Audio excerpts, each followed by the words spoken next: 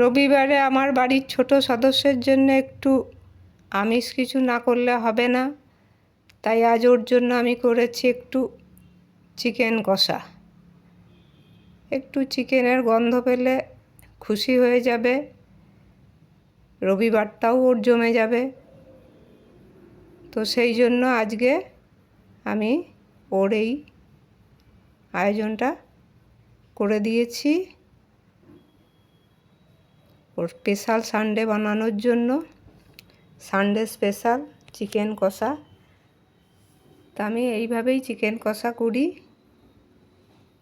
আর কে কীভাবে করে জানি না। পেঁয়াজ ক্যাপসিকাম ভেজে নিয়ে তাতে মাংসগুলো দিয়ে কষিয়ে নিয়ে একটু গরম জল ঢেলে ফুটিয়ে নিই, তারপরে নামিয়ে নিই। হয়ে গেছে রেডি আমার চিকেন কষা। এবার ছেলের সামনে হাজির।